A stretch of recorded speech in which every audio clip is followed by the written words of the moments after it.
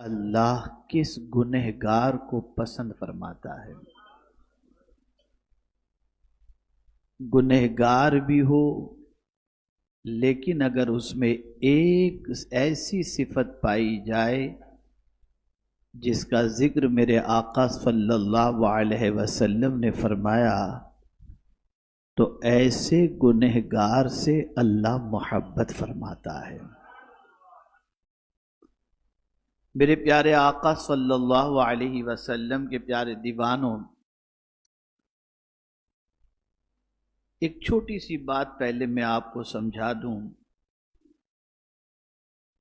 قرآن کو بہت سن رہے ہیں، معنی اور مطالب کو بھی سن رہے ہیں، مفاہیم بھی سمجھائے جا رہے ہیں، درس بھی قرآن کا دیا جاتا ہے، لیکن کیا وجہ ہے کہ یہ سب کچھ سننے سنانے کے باوجود ہدایت نہیں ملتی یا راستہ نہیں ملتا؟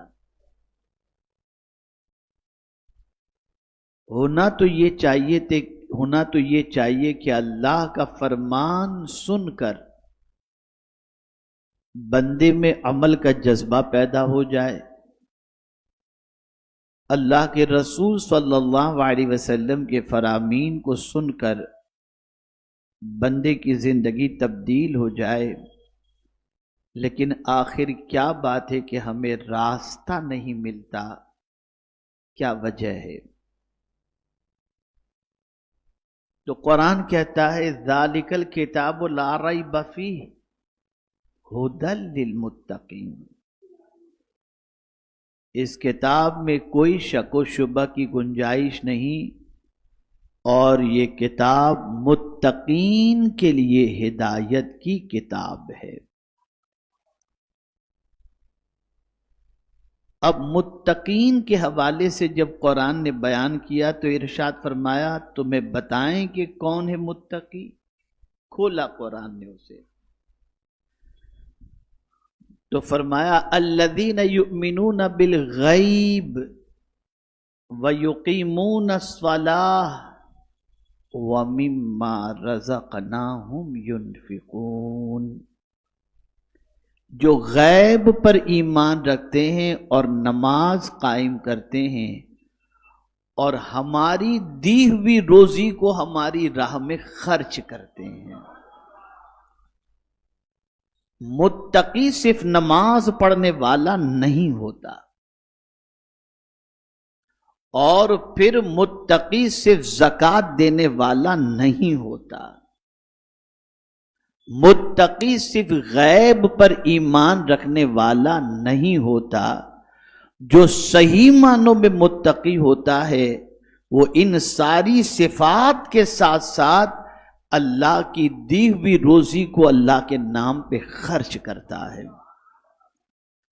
اور جب کوئی اللہ عز و جل کی راہ میں خرچ کرتا ہے تو اس کا یقین، اس کا ایمان اتنا پختہ ہوتا ہے کہ میں جو کچھ راہ خدا میں دے رہا ہوں میرا دیا ہوا کبھی کم نہیں ہوگا، بلکہ میرا مولا 10 گنا زیادہ دے کر کے مجھے لوٹا دے گا۔ یہ یقین ہوتا ہے۔ میرے پیارے آقا صلی اللہ تعالی علیہ وسلم کے پیارے دیوانوں، اسی لیے قرآن ایمان والوں سے ڈیمانڈ کرتا ہے، تقاضا کرتا ہے، یا ایھا الذین آمنوا، اے ایمان والو، انفقوا مما رزقناکم، خرچ کرو اس مال سے جو ہم نے تم کو دیا ہے۔ توجہ چاہوں گا اللہ کے اس ارشاد پر، ہم نے جو تم کو دیا ہے اس میں سے خرچ کرو۔ تمہاری ہوشیاری اس میں نہیں ہے، تمہارا کمال اس میں نہیں ہے، ہم نے دیا ہے تو ہم نے جو دیا ہے اس میں سے خرچ کرو۔ تو اب اللہ سے عرض کرتے ہیں کہ مولا دیا تو تو نے ہی ہے اور خرچ کا حکم دیتا ہے، تو کیا خرچ کرنے سے دیا ہوا کم ہو جائے گا؟ تو مولا جواب میں ارشاد فرماتا ہے من جاء بالحسنہ فلہ عشر امثالہا، اگر تم ایک دو گے تو میں تمہیں 10 عطا کروں گا۔ اور یہاں بہت اہم نقطہ عرض کرنے جا رہا ہوں، اسے ذہن میں ہمیشہ کے لیے یقین کے ساتھ اس نقطے کو ذہن میں محفوظ کر لو۔ اللہ کی راہ میں دی ہوئی کوئی بھی چیز کبھی ختم نہیں ہوتی۔ دلیل پیش کروں گا انشاءاللہ العظیم، دلیل پیش کروں۔ ایک ہوتا ہے بستر پر مر جانا،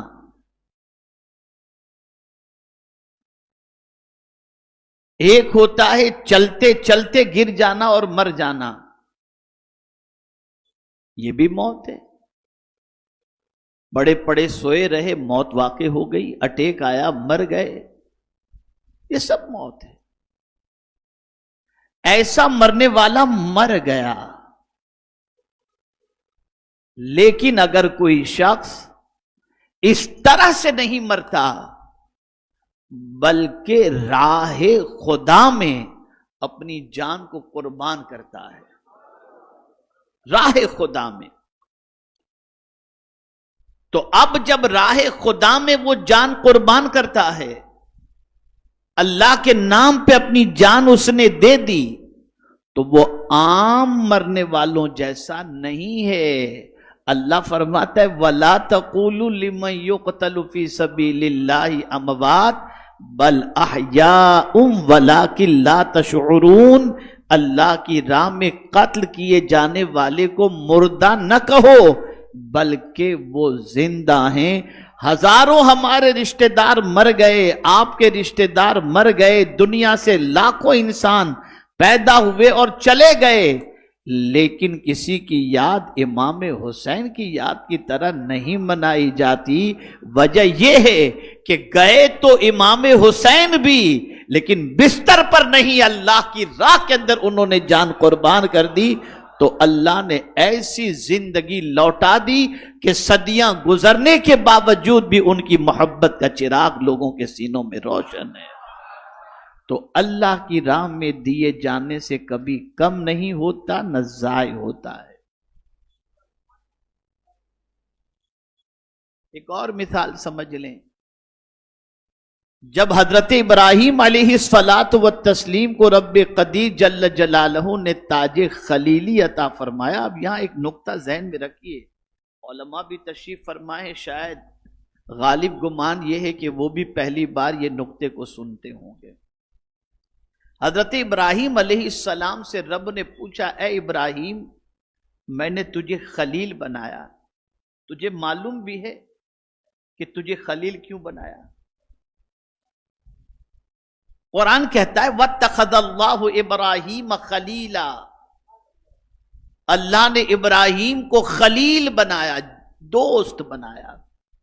تو ابراہیم علیہ السلام سے خدا کی قسم یہ نقطہ ذہن میں آ جائے نا، تو آدمی میں سمجھتا ہوں کہ پھر اس کی زندگی جو ہے اس نقطے کو سننے کے بعد اس راستے پر چل پڑے گی جس راستے پر حضرت ابراہیم علیہ السلام چل پڑے تھے۔ پوچھا رب نے، اے ابراہیم کیا تمہیں معلوم ہے میں نے تمہیں خلیل کیوں بنایا؟ عرض کرتے ہیں اللہ عالم، اللہ بہتر جانتا ہے۔ میرے رب نے فرمایا اللہ اللہ، رب نے فرمایا اے ابراہیم تجھے میں نے اپنا دوست اس لیے بنایا کہ تجھے لینے میں نہیں دینے میں مزہ آتا ہے۔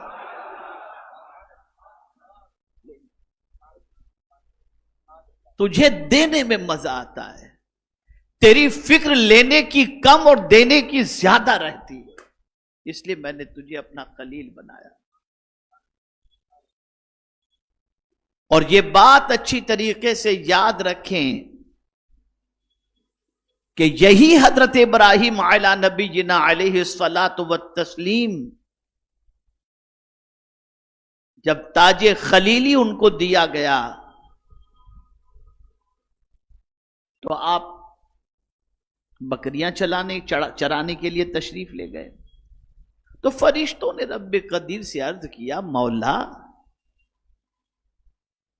تو نے ابراہیم کو اپنا خلیل بنایا ہے، ہم دیکھنا چاہتے ہیں، ہم دیکھنا چاہتے ہیں کہ یہ تیرا کیسا دوست ہے۔ تو رب نے فرمایا جاؤ جا کر امتحان لو جیسا لینا چاہتے ہو۔ تو آئے بشری لباس کے اندر فرشتے، حضرت ابراہیم علیہ السلام بکریاں چرا رہے تھے،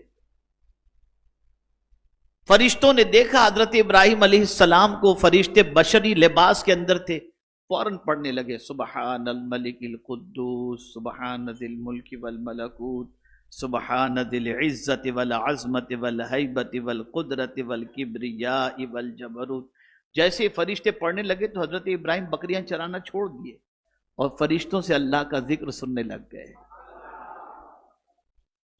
فرشتے چپ ہو گئے تو حضرت ابراہیم علیہ السلام نے فرمایا ابھی جو تم میرے کریم کا ذکر سنا رہے تھے نا، پھر سے سناؤ نا۔ تو فرشتے عرض کرتے ہیں کیا دو گے، کیا دو گے؟ اب دینے کا انداز دیکھیے، ایک بکری لے جانا، دو بکری نہیں۔ فرمایا یہ میرا بکریوں کا جو ریوڑ کسے کہتے ہیں؟ دو پہاڑوں کے درمیان جتنی بکریاں ہوتی ہیں نا، ان بکریوں کو ریوڑ کہتے ہیں۔ دو پہاڑ، اتنی بکریاں۔ آپ نے فرمایا آدھا ریوڑ تمہیں دے دیا، لے جاؤ، لیکن مجھے میرے رب کا ذکر سناؤ۔ فرشتوں نے سنانا شروع کیا، پھر چپ ہو گئے تو حضرت ابراہیم علیہ الصلوۃ والتسلیم نے فرمایا کہ میرے رب کا ذکر سناؤ نہ۔ کہا کیا دو گے؟ کہا جو باقی ریوڑ بچا ہے وہ بھی لے جاؤ، وہ بھی لے جاؤ، میرے رب کا ذکر سناؤ۔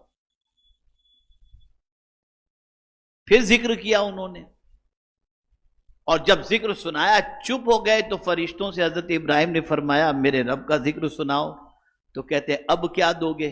بکریاں تو ختم، سب دے دیے، اب کیا دو گے؟ کہا بکریوں کو چرانے مجھے لے جاؤ، ان بکریوں کو چرانے مجھے لے جاؤ، لیکن میرے رب کا ذکر مجھے سناؤ۔ فرشتوں نے فوراً لباس بشری اتارا اور کہا تم ہو ہی ایسے کہ تمہیں مولا اپنا دوست بنا لے، اور ساری بکریوں کا ریوڑ انہوں نے یہ کہہ کر دے دیا ہمیں ان بکریوں کی کیا حاجت، ہم تو امتحان لینے آئے۔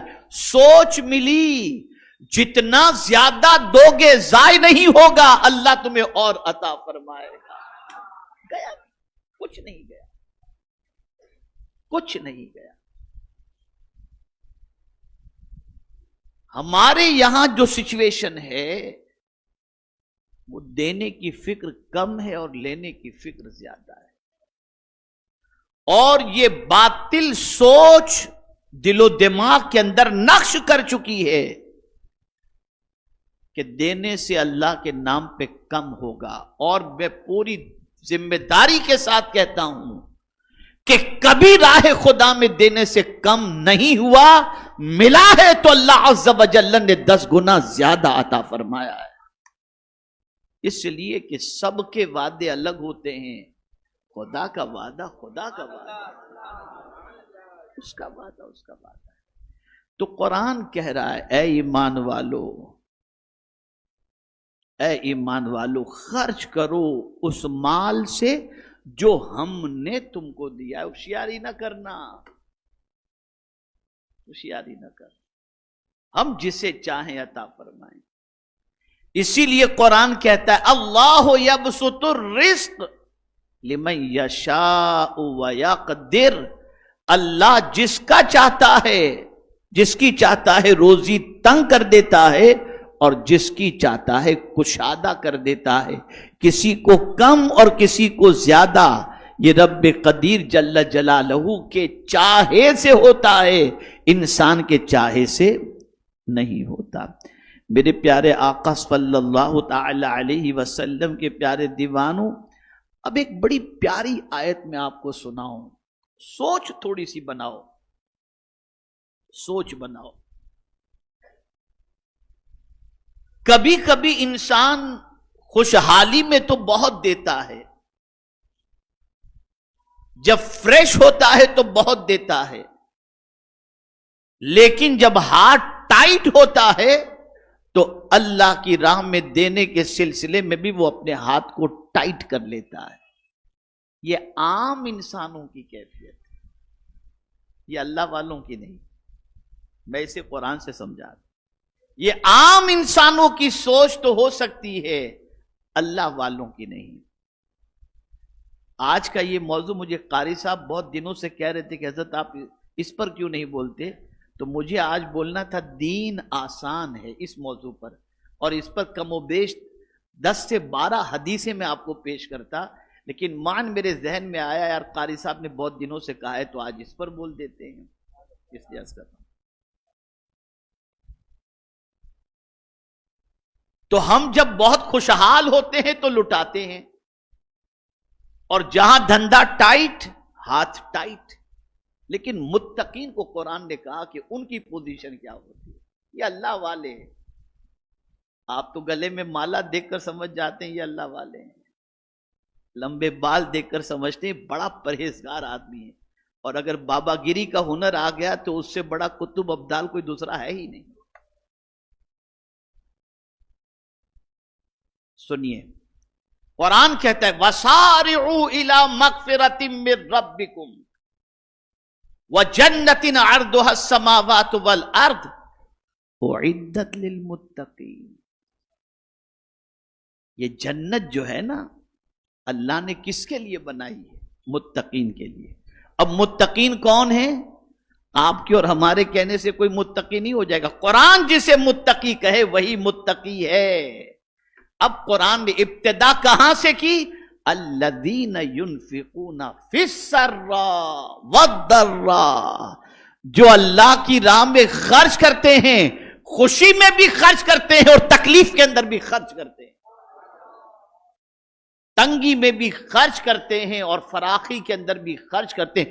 اللہ والوں کا کام یہ ہوتا ہے کہ کبھی وہ خود کو نہیں دیکھتے، ہمیشہ خدا کے خزانے کو دیکھتے ہوتے ہیں، خرچ کرتے رہتے ہیں. اسی لیے کسی اللہ کے ولی کے دربار میں کوئی جاتا ہے تو بھوکا نہیں آتا، آج بھی وہ کھلاتے ہیں اور کھلاتے رہیں گے.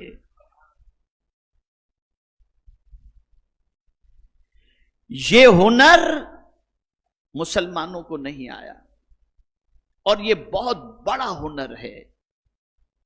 اللہ کے نام پہ جائز کمائی کو جائز کاموں میں خرچ کرنا یہ بہت بڑا ہنر ہے. تو روکتا کون ہے خرچ کرنے سے؟ وسوسے کون پیدا کرتا ہے کہ یار دو گے تو کم ہو جائے گا، دو گے تو کم ہو جائے گا. یہ وسوسہ کون پیدا کرتا ہے؟ یہ وسوسہ شیطان پیدا کرتا ہے.